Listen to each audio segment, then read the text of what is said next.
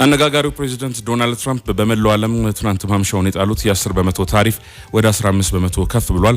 ዶናልድ ትራምፕ ማምሻውን ከመላው ዓለም ወደ አሜሪካ በሚገቡ ምርቶች ላይ ያለ ኮንግረሱ ፍቃድ ለ150 ቀናት ታሪፍ እንዲጥሉ መብት የሚሰጣቸውን ሕግ ተጠቅሞ የ10 በመቶ ታሪፍ ጥሎ የነበረ ሲሆን ዛሬም ይህንኑ ታሪፍ ሕጉን ወደሚያስቀምጠው ከፍተኛው የታሪፍ ምጣኔ 15 በመቶ ከፍ ማድረጋቸው መገናኛ ብዙሃኑን እያስገረመ ነው ያለው። ትራምፕ የጣሉት ታሪፍ ከ150 ለሚበልጥ ቀን ስራ ላይ እንዲውል የኮንግረሱን ፍቃድ የሚፈልጉ ናቸው። ፕሬዚዳንት ትራምፕ በዚህ ሌሎች የሕግ ተቀባይነት ያላቸውን ታሪፎች እንደሚጥሉም ገልጸዋል። ሮይተርስ መረጃውን ይዞት ወጥቷል።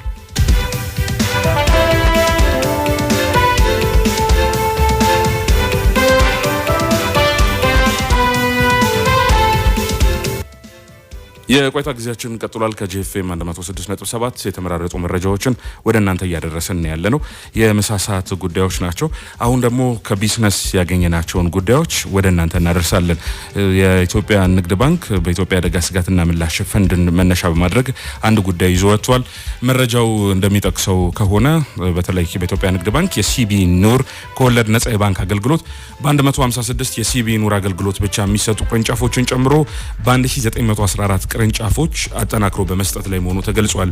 ህብረተሰቡ ባንኩ ባቀረበው ከወለድ ነጻ የፋይናንሲንግ አገልግሎት ተጠቃሚ እንዲሆኑ ጥሪ ቀርቧል። የኢትዮጵያ ንግድ ባንክ ፕሬዚዳንት አቶ አበይ ሳኖ የሲቢ ኑር አገልግሎት አብሮነትና በጎምነት በረመዳን በሚል መሪ ቃል ባንኩን በረመዳን ወር ከደንበኞች ጋር ያለውን አብሮነት ለመግለጽ መድረክ አዘጋጅተዋል። ባንኩ በኢትዮጵያ የተሟላ ከወለድ ነጻ የባንክ አገልግሎት በመስጠት ቀዳሚ ነው። በወለድ ምክንያት ከባንክ የራቀውን ህብረተሰብ በማገልገል 12 ዓመታት ተሻግሯል። የኢትዮጵያ ንግድ ባንኩ የሲቢ ኑር ከወለድ ነጻ አገልግሎት የፋይናንስ አቅርቦቱን ለማስፋት ሀብት ማሰባሰቡን የፋይናንሲንግ አገልግሎት ለሚፈልጉ ደንበኞች በቂ ገንዘብ መዘጋጀቱን ገልጸዋል። አቶ አቤ አገልግሎቱን ለመጠቀም ህብረተሰቡ ወደ ባንኩ እንዲመጣ ጥሪ አቅርበዋል። በተለይ ለስራ ፈጣሪዎች አስፈላጊውን የፋይናንስ ለማቅረብ ባንኩ ዝግጁ መሆኑንም ጭምር ሲያነሱ ነበረ። ከዚህ ጋር የሲቢኑ ምክትል ፕሬዚዳንት አቶ ኑሪ ሁሴን በበኩላቸው ባንኩ ወደ ህብረተሰቡ በመቅረብ ለግለሰቦች ቤትና መኪና የግዢ ፋይናንሲንግ፣ የገጠር ኤሌክትሪፊኬሽን እና የዲጂታል ፋይናንሲንግ፣ የግብርና ፋይናንሲንግ እና ሌሎች አገልግሎቶችን ለማቅረብ ተዘጋጅተዋል ብለዋል። አገልግሎቱን ለደንበኞቻችን በቀላሉ ተደራሽ ለማድረግ በተለያዩ አካባቢዎች ቅርንጫፍ በመክፈት አማራጭ ዲጂታል ባንክ አገልግሎቶችን ስራ ላይ በመዋል ነው። ይሄ የአቶ ኑሪ ፍሬከናፍር ነው። የሰው ኃይላችንን በስልጠና በማብቃት እንደዚሁም ደግሞ ለዚሁ አገልግሎት ተስማሚ የሆነ የኮር ባንኪንግ ግዢ በመፈጸም የደንበኞቻችንን ፍላጎት ለማርካት እየሰራን ነው ብለዋል። የኢትዮጵያ ንግድ ባንክ የሲቢ ኑር የባንክ አገልግሎት ከ8 ሚሊዮን ብር በላይ ደንበኞች አሉት።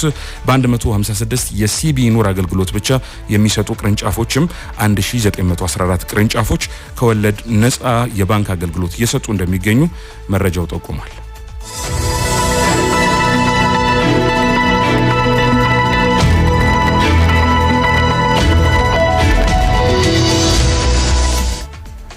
በሳውዲ አረቢያም በአስቸኳይ ሁኔታ ውስጥ ያሉ ወደ 2065 ኢትዮጵያውያን መመለሳቸውን ከደቂቃዎች በፊት የወጣው መረጃ ጠቁሟል።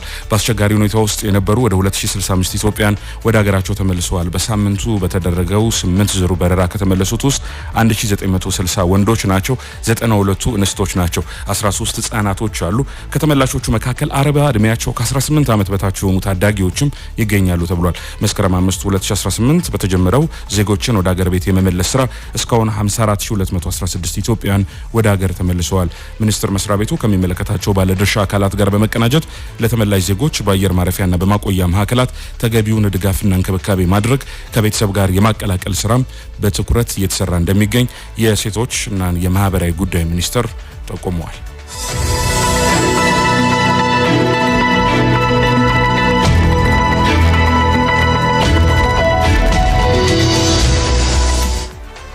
በጎነትና መልካምነት ለየለት ቀናችን የሚያስፈልግ ነው።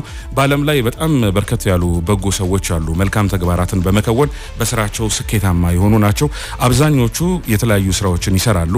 በተለይም ደግሞ በሳይንስ ዓለም በዝምታ የለወጠ አንድ ሰው በዛሬው መልካምነት ጊዜያችን ልናነሳ ወደናል። ኒኮላስ ቴስላ ነው። ቴክኖሎጂን ካነሳ ኒኮላስ ቴስላን ለማንሳት እንችላለን። በ1856 ነው የተወለደው። ከሀገሩ የህግ ትምህርትና የምህንድስና ስራዎች ተነስቶ በዓለም ሁሉ የተጠቀሱ የተለዋዋጭ ኃይል የኤሲ ስርዓትን ያስመራ ሰው ነው። መልካም እንዲሆን ያደረጋቸው በርካታ ስራዎች አሉ። እርሱ ለመንገዶች ብቻም አልኖርም፣ የምርመራ እውቀትን ለሰው ሁሉ እንዲጠቅም አስተዋጽኦ አድርጓል። ከገንዘብ ይልቅ መልካም ልቦች ሁሉ የሚያስቀድሙት የሌሎች ሰዎችን የተሻለ ነገ ነውና የተሻለ ነገን በዚህ በቴክኖሎጂ ዙሪያ ለመፍጠር የተለያዩ ስራዎችን ሰርቷል። ኒኮላስ ቴስላ የተገበራቸውን አጠቃላይ ምሳሌ እንዲው ለማንሳት ለሰው ህዝብን እንዲጠቅም ነበር። ስራዎች ሁሉ እንደዛ ናቸው። ችግሮች፣ ሁኔታዎች ቢኖሩም ለሰው አገልግሎት ተስፋ ያልቆረጠ ነው። ትግስትና ትምህርትን በማሳያ ለሰው ሁሉ ምሳሌ የሰራ ነው ማለት ነው። ኒኮላስ ቴስላ የሰውነት እውቀትና መልካምነትን በዝምታ የሰፋ ሰው ነበር።